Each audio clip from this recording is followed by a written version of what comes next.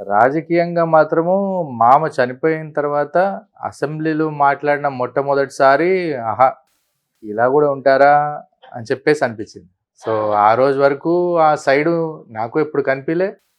Maybe ఆ రోజున్న వాతావరణానికి, ఆ రోజున్న సందర్భానికి బయటకు వచ్చే అవకాశం కూడా లేకపోయేసరికి చూడలేకపోయానేమో. కానీ ఆ రోజు వచ్చిన తర్వాత నాకు ఒక అన్ని రకాల గౌరవం పెరిగింది. హ్మ్. అఖిల గారి పైన. లేదు భూమనాగిరెడ్డి కూతురంటే ఓహో! ఇలా ఉంటుందా అని చెప్పేసి ఆ రోజు అనిపించింది. ఆ రోజు వరకు అఖిల ప్రియ అంటే ఒక వ్యక్తిలా చూసా గానీ, మామ లేకపోయేసరికి బయటకొచ్చిన వ్యక్తి భూమా నాగిరెడ్డి గారి కూతురంటే అఖిల ప్రియ గారు ఇలా ఉంటారు అని చెప్పేసి అయితే రాజకీయ కోణం నుండి చూడడం మొదలెట్టా. ఓకే. ఆ రోజు వరకు నేను రాజకీయ కోణంలో ఎప్పుడు చూడలేదు. హ్మ్. ఎందుకంటే ఇప్పుడు నాకు అఖిల కూడా వాళ్ళ కుటుంబంలో గొప్పతనం ఏంటంటే వాళ్ళు వ్యక్తిగతంగా ఉంటారు కానీ రాజకీయంగా అవసరం ఉంటే కానీ చూపియరు ఆ కోణాలు. దానివల్ల నాకు మరి అరుదైన గౌరవం పెరిగింది తప్ప ఇంకోటి కాదు. కానీ దాని ముందైతే ఆ కోణం ఎప్పుడు చూడదు. So right. మీ ప్రశ్నని అఖిల గారు మీరెప్పుడు yes he's right man for me అనిపించిన సందర్భం అంటే మీరెప్పుడు చెప్తారు? యాజ్ ఎ పర్సన్ గా నాకు ఫస్ట్ నుంచి బాగా నచ్చాడు. Hmm. అంటే యాజ్ ఇద్దరం ఫస్ట్ బాగా ఎక్కువ ఫ్రెండ్స్ గా ఉండేవాళ్ళము.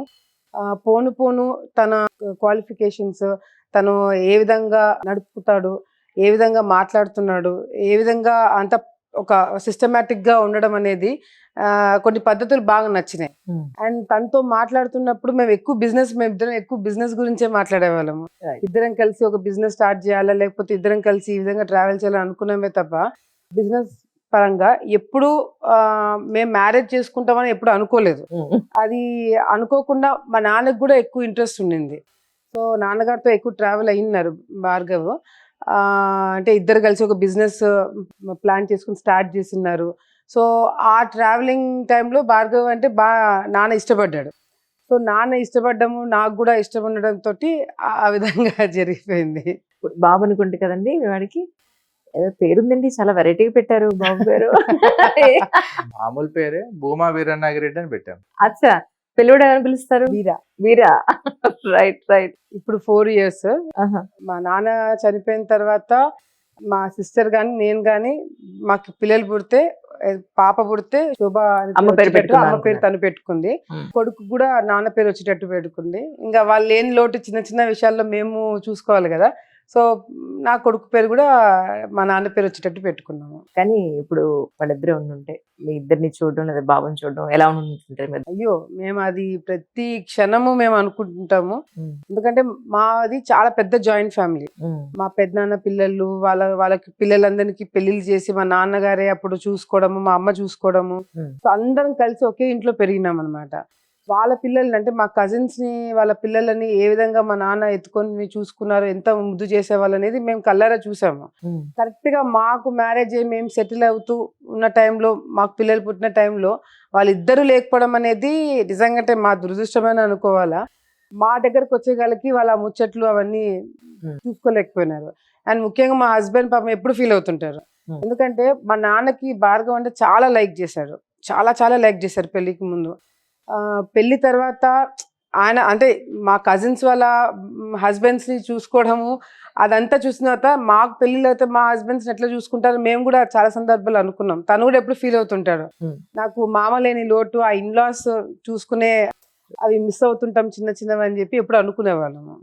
సో ఎప్పుడైనా వంట చేసి పెట్టే అవకాశం దొరికిందా మీకు? చేసింది. ఏంటి మీరే? అఖిల చేసింది. నేనా? మీరు నేను ఏం చేస్తాను మీరు మరీ చెప్తాను. అస్సలు ఛాన్స్ లేదా మీరు చేయడానికి? అంటే చేస్తాను కానీ చేసి పెట్టే పరిస్థితి రాలేదు. ఎందరికి అవకాశం రాలేదు. తనకు చేసి పెట్టే అవకాశం వచ్చింది కానీ నేను చేసి పెడతాను మరి చెప్తాను. కరోనా టైంలో ట్రై చేసాము. ఆహా. కరోనా టైంలో నాకు హెల్ప్ చేయడం అట్లా చేశాడే తప్ప ఉమ్. దాని తర్వాత ఇద్దరికి టైం అస్సలు ఉండదు. ఉమ్. నేను కూడా చేశానా వంట ఏమో? ఊరికే హెల్ప్ చేశాడు అంతే. అదే నేను కూడా కరోనా టైంలో ట్రై చేయడం, అప్పుడప్పుడు పెట్టడం చేసామే తప్ప దాని తర్వాత మళ్ళీ ఎప్పుడు అవకాశం అయితే రాలేదు. ఆమ్లెట్ వేయగలుగుతా తప్ప అంతకన్నా నాకేం రాదు. కానీ ఒక డేలో మీ ఇద్దరు కలిసి భోజనం చేయడం, ఒక కప్పు కాఫీ తాగే అవకాశం దొరుకుతుందా మీ ఇద్దరికి? క్రియేట్ చేసుకుంటామండి టైం. ఖచ్చితంగా ఈ రోజున్న పరిస్థితుల్లో, ఈ రోజున్న వాతావరణంలో రాజకీయంగా ఒక వర్గాన్ని కాపాడుకోవాలని చెప్పేసి అంటే ఆ రోజు భూమా నాగిరెడ్డి గారికి, శోభా నాగిరెడ్డి గారికి అనేక పరిస్థితులు ఎదుర్కొన్నారు.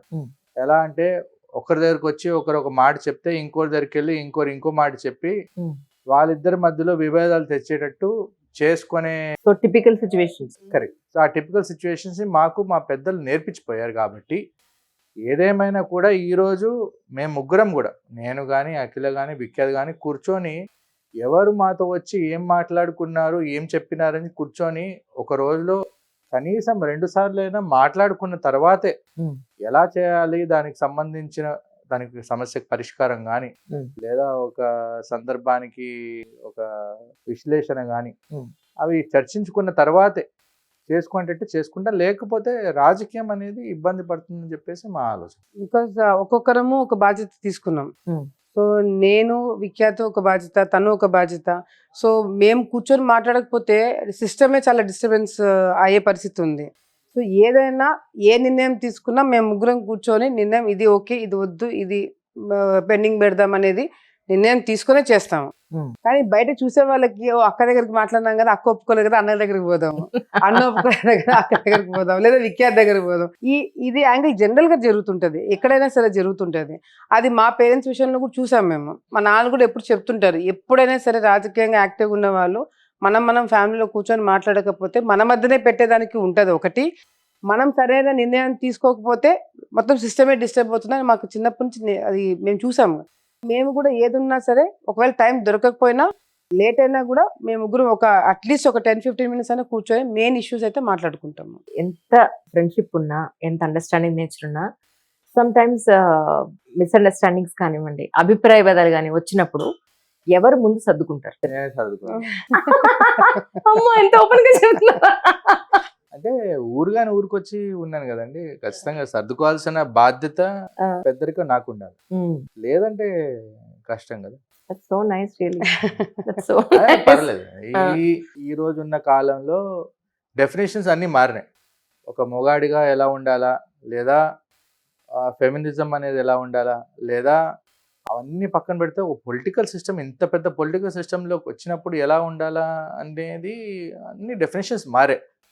సో ఆ మారిన డెఫినేషన్స్ తగ్గట్టుగా మనం వెళ్తే సిస్టమ్ కొనసాగుతుంది.